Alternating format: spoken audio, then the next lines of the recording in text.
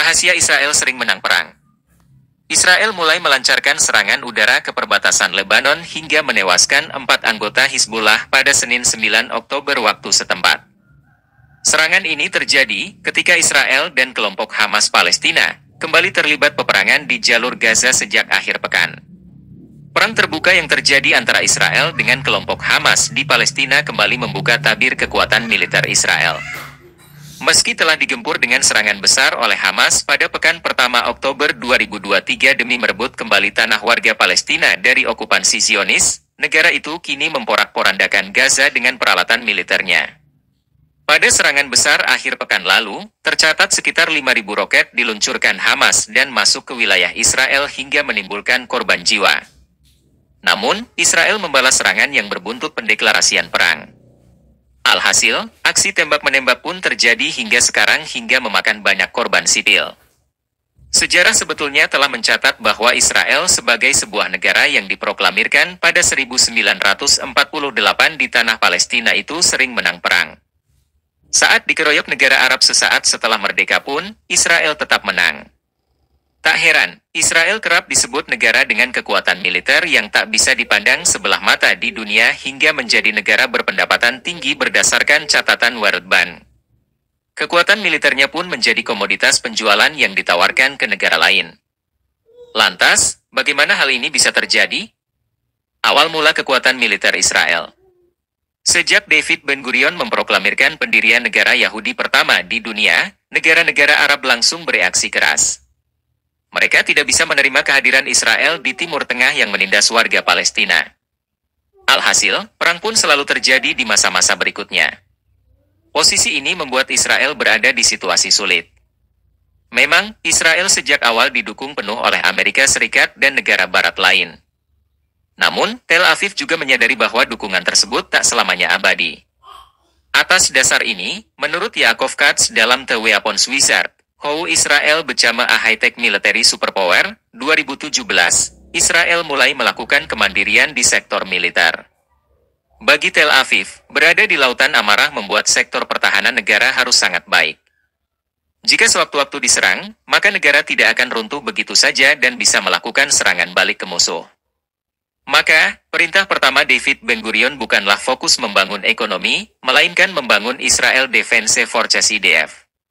Singkat cerita, kehadiran IDF disambut positif pihak AS sebab Paman Sam punya kepentingan di sana dan ingin menjadikan Israel sebagai perisai untuk menghalau kebangkitan kekuatan negara Arab dan pengaruh Soviet di Timur Tengah.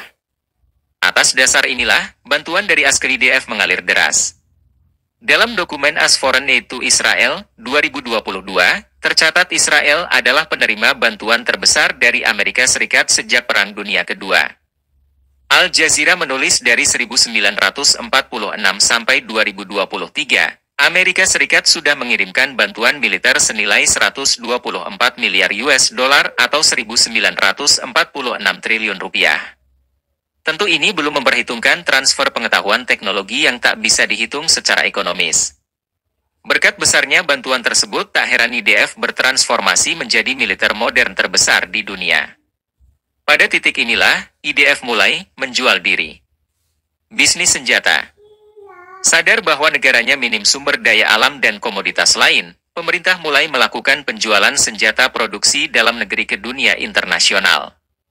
Perlu diketahui, Israel tak cuma menerima pasokan senjata dari AS, namun juga memproduksinya sendiri. Menurut catatan Anthony Loewenstein dalam The Palestine Laboratory, How Israel Export the Technology of Occupation Around the World, 2023, produksi ini dilakukan sejak 1990-an sebagai upaya Israel melepas ketergantungan senjata dari AS.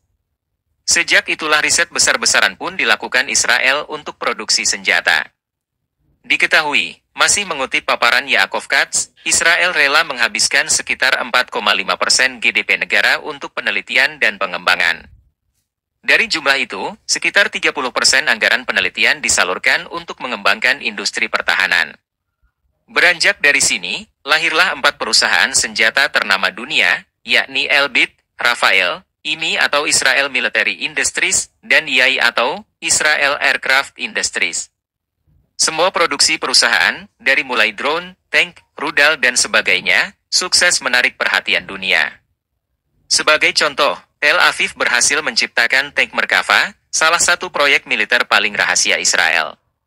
Tank tersebut dianggap sebagai paling mematikan bagi musuh dan paling aman bagi pasukannya. Lalu ada pula air rendum buatan Israel, sebagai alat pertahanan yang canggih milik Israel. Air rendum inilah yang mampu mencegah rudal, bom dan roket yang datang dari berbagai sisi. Lalu ada pula drone Heron, menjadi senjata andalan Uni Eropa untuk memantau datangnya para imigran dari Timur Tengah dan Afrika. Drone yang mampu terbang selama 40 jam non-stop ini dibeli Uni Eropa dalam paket kemitraan senilai 91 juta US dollar di tahun 2020. Menariknya, riset Anthony Loewenstein dalam The Palestine Laboratory, How Israel Export the Technology of Occupation Around the World, 2023, memaparkan, selama menjalani bisnis senjata, Israel menjadikan Palestina sebagai laboratorium. Jadi, konflik Israel-Palestina difungsikan sebagai sarana uji coba persenjataan Israel yang bisa dijadikan alat promosi saat menjual senjata. Ketika itu berhasil, maka bakal bisa menarik lebih banyak negara untuk membeli senjata Israel. UE telah bermitra dengan perusahaan pertahanan terkemuka Israel untuk menggunakan drone-nya, dan tentu saja pengalaman bertahun-tahun di Palestina adalah kuncinya nilai jual, kata Anthony. Lebih lanjut, Anthony menyebut, warga Palestina adalah kelinci percobaan bagi teknologi Israel. Atas dasar ini, tak heran apabila Israel masuk ke dalam eksportir senjata terbesar yang memainkan peran penting dalam membentuk tren militer dan geopolitik global.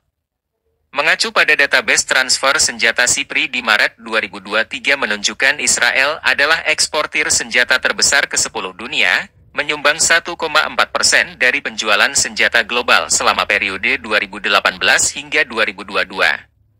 Lebih lanjut, tes Stockholm International PAC Research Institute menunjukkan Israel masuk 10 besar eksportir senjata di dunia pada 2017 hingga 2021 dengan kontribusi 2,4%.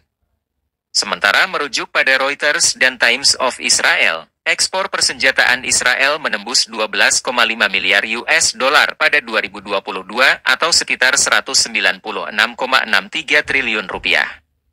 Nilai tersebut lebih tinggi 9,6% dibandingkan pada 2021 11,4 miliar US dollar yang menjadi catatan rekornya. Dan itu semua dilakukan setelah Israel sukses menjadikan Palestina sebagai laboratorium bisnis senjata. Kini Israel menjadi negara superpower di dunia. Tercatat belum ada negara selama perang yang mampu merobohkan kekuatan militer Israel. Lalu bagaimana menurut teman-teman? Silahkan komen di kolom komentar. Terima kasih. Jangan lupa dukung channel ini dengan cara like dan subscribe.